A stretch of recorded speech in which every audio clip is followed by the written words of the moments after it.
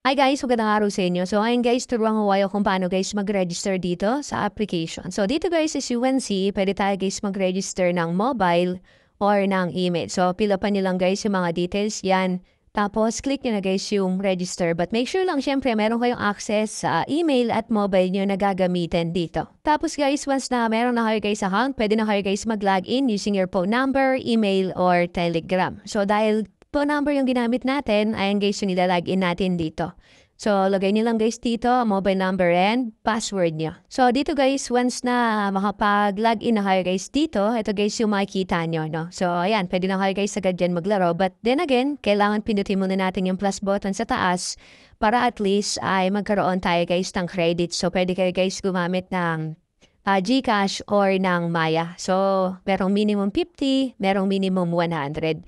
And sa Maya, 100 lang. So, pili na lang po kayo dyan guys, no? So, dito guys, for example, pili tayo guys dito sa P2P Auto.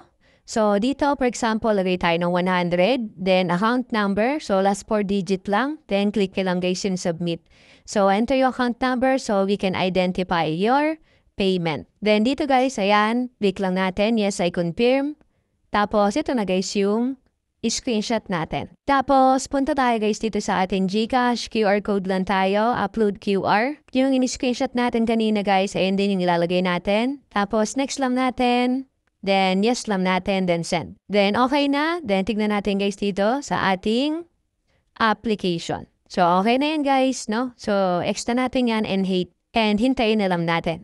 So, pag di pa dumadating, refresh nyo na lamang po. Then, dito guys, makikita nyo, 100. So, processing na. So, kailangan natin dito maghintay na lamang po. Tapos, refresh lang natin yung ating browser. Dito guys, marami silang games. So, ayun na guys yung bahalang pumili dyan ng games. And dito guys, sa more, meron tayo guys dito mga settings din na pwede nyo guys makita. No? So, sa withdrawals naman, pwede kayo guys dito pumili ng withdrawal.